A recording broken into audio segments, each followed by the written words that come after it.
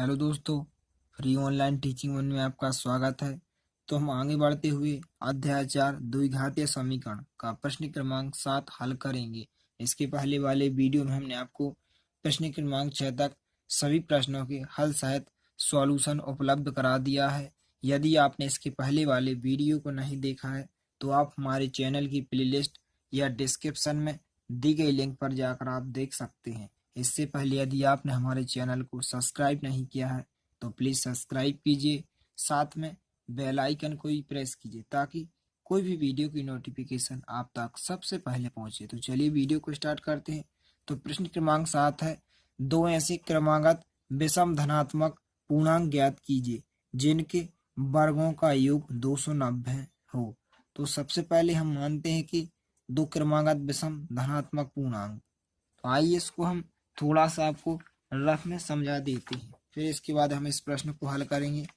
तो यहाँ पर आप देख सकते हैं कि दो क्रमागत विषम धनात्मक पूर्णांक संख्या में ज्ञात करनी है।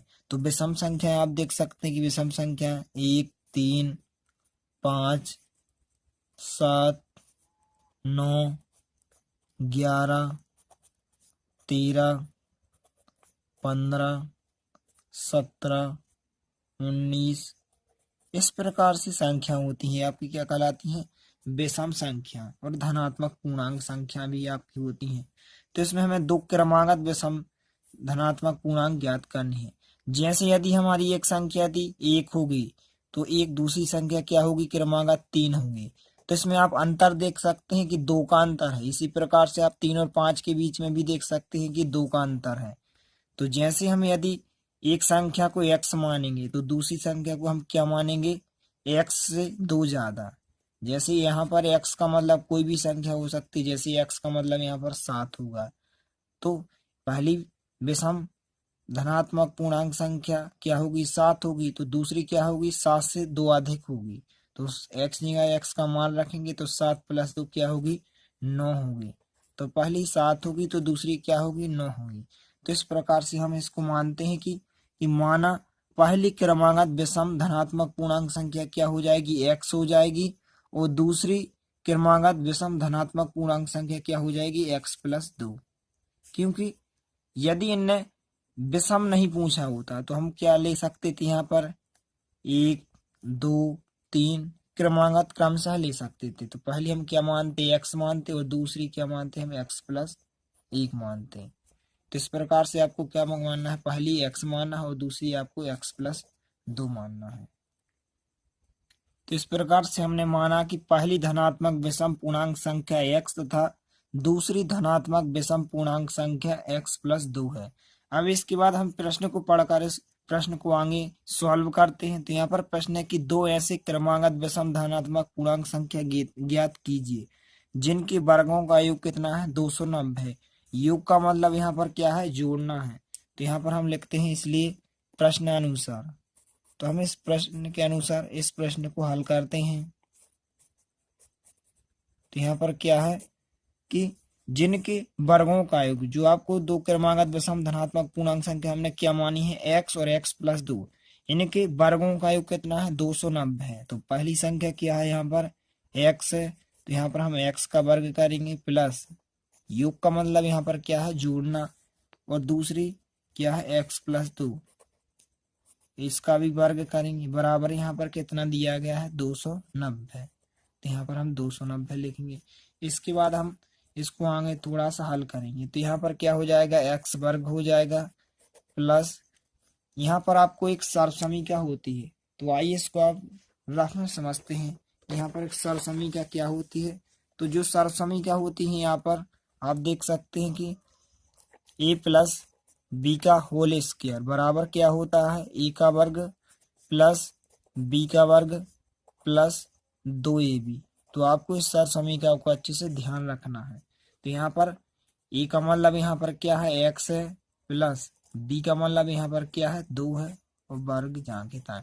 तो यहाँ पर a का वर्ग तो क्या हो जाएगा? x का वर्ग प्लस b का वर्ग 2 का वर्ग। 2 का वर्ग कितना हो जाएगा? 4 + 2 जाएंगे था। a का मान यहाँ पर क्या है? x है तो हम x लिखेंगे। b का मान यहाँ पर क्या है? 2 है तो यहाँ पर हम 2 लिखेंगे।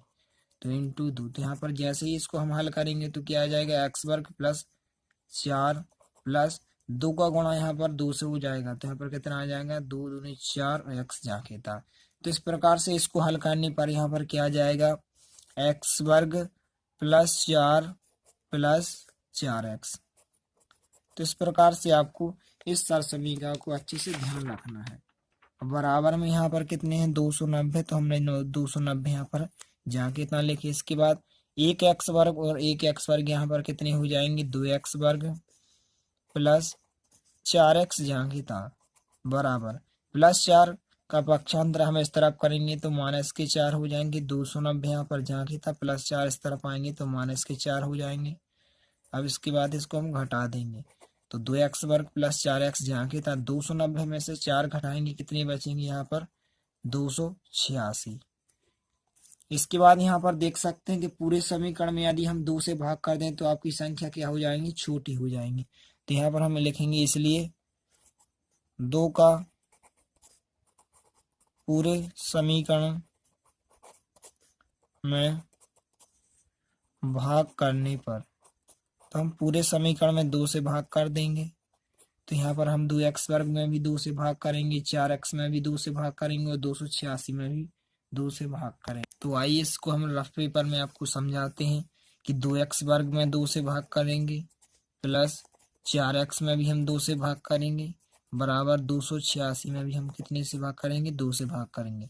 तो जैसे ही 2x वर्ग में 2 से भाग करेंगे तो 2 से 2 कैंसिल आउट हो जाएंगे। यहाँ पर क्या बचेगा x वर्ग बचेगा प्लस 2 से यहाँ पर इसको डिवाइड करेंगे तो 2 एकम 2, 2 दूनी 4, तो ऊपर क्या बचेगा 2x बचेगा। तो यहाँ पर कितना बचेगा 2x बराबर 2 से इसको विभाजित करेंगे डिवाइड करेंगे तो 2 एकम 2, 2 चौके 8 और 2 3 6, तो यहाँ पर कितना आ जाएगा 143। तो यहाँ पर कितना लिखेंगे हम x वर्ग प्लस इसको हमने विभाजित किया तो कितना आया 2x बराबर कितना आया यहाँ पर 143। तो यहाँ पर हम 143 लिखेंगे। इसके बाद हम इस संख्या का पक्षांतर हम इस तरफ करेंगे तो x वर्ग प्लस 2x माइनस के 143 हो जाएंगे बराबर क्या बचेगा 0 बचेगा। तो यहाँ पर आप देख सकते हैं कि आपका एक द्विघातीय समीकरण बन चुका है। अब इस द्विघातीय समीकरण को चाहे तो आप द्विघात सूत्र के प्रयोग द्वारा हल कर सकते हैं या गुणनखंड विधि द्वारा हल कर सकते हैं। तो जैसे हम द्विघातीय सूत्र के द्वारा इसको हल करते हैं तो सबसे पहले हम इस वर्ग समीकरण की तुलना जो व्यापक वर्ग समीकरण होता है उससे हम तुलना करेंगे। तो यहाँ पर हम इस लिखेंगे इसलिए इसको हमने समीकरण नंबर 1 माना, तो हम यहाँ पर लिखेंगे कि समीकरण 1 की तुलना व्यापक वर्ग समीकरण। तो व्यापक वर्ग समीकरण क्या होता है यहाँ पर ax वर्ग प्लस bx प्लस c बराबर 0 से हम क्या करेंगे यहाँ पर तुलना करेंगे से करने पर।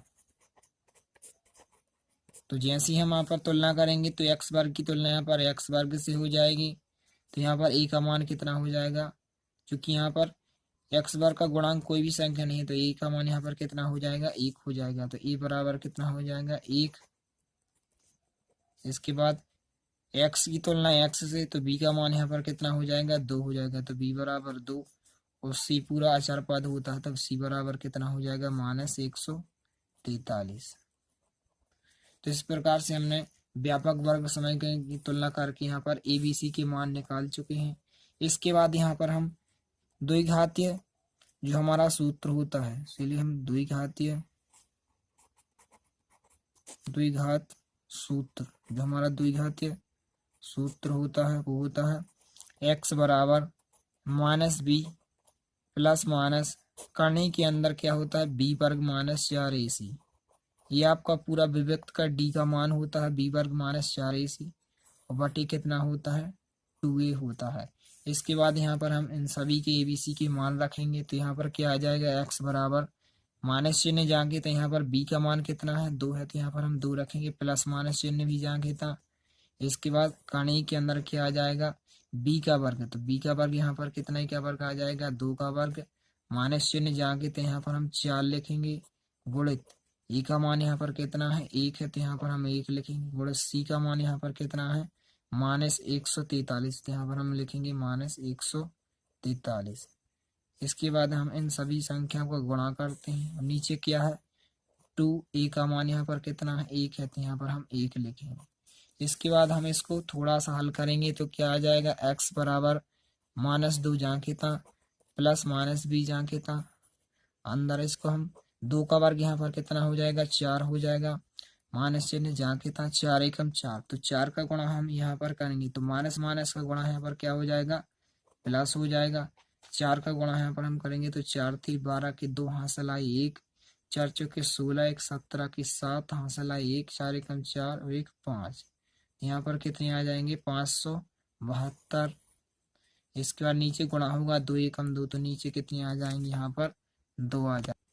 इसके बाद इसको हम आगे हल करते, तो जैसे ही आगे हल करेंगे तो x बराबर क्या हो जाएगा -2 जहाँ था प्लस -b जहाँ था।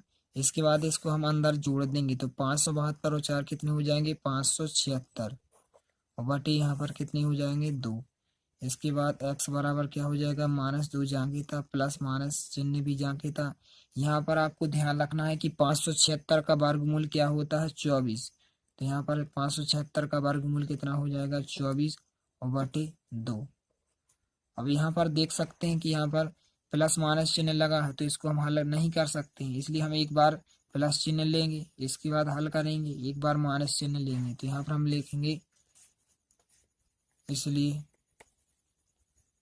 धन चिन्ह लेने पर, जब हम धन चिन्ह लेंगे तो हम इसको हल करेंगे धन चिन्ह लेने पर।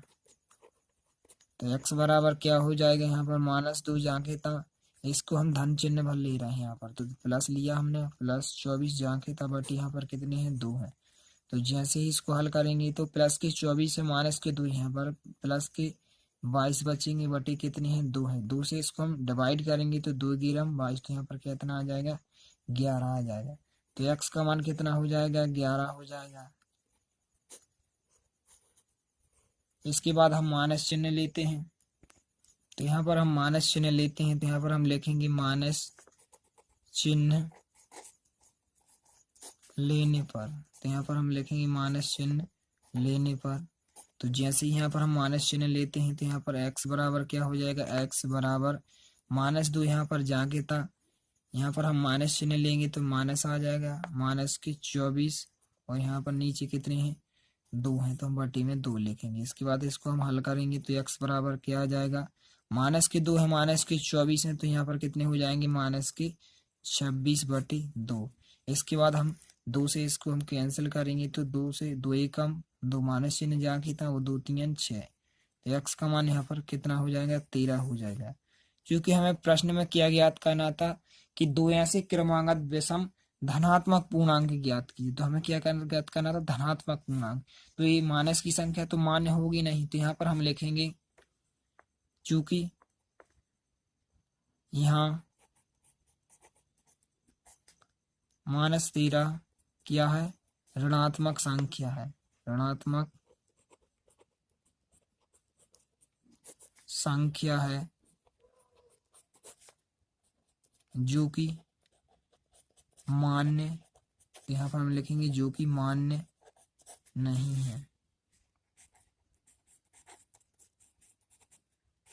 तो -13 मान्य नहीं है, तो जो हमने पहले ली थी, पहले हमने क्या ली थी प्लस चिन्ह लिया था, तो x का मान कितना आया था 11 आया था, तो यहाँ पर हम लिखेंगे नीचे आता है x बराबर 11 क्या होगी मान्य होगी, तो यहाँ पर हम लिखेंगे इसलिए x बराबर 11 जो कि क्या है धनात्मक है, वो क्या होगी मान्य है या मान्य होगी।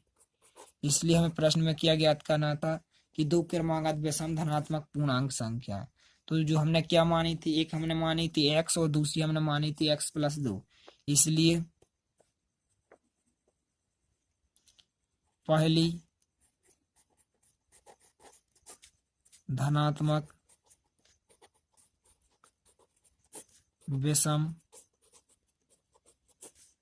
पूर्णांक संख्या क्या मानी थी हमने x मानी थी, तो यहाँ पर x का मान कितना आया है 11।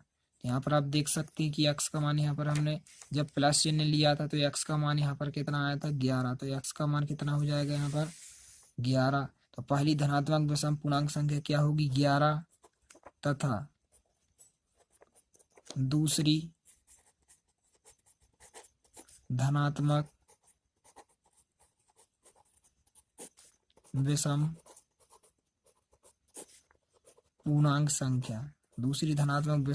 संख्या हमने क्या मानी थी x+2 मानी थी। तो क्या हो जाएगा x का मान यहाँ पर कितना है 11, तो यहाँ पर हम 11 रखेंगे +2, तो दूसरी संख्या क्या हो जाएगी 13 होगी। तो इस प्रकार से आपको इस प्रश्न को अच्छे से तैयार कर लेना है। इस प्रकार का आपका कोई भी प्रश्न आ जाए तो आपको इसी मेथड से हल करना है।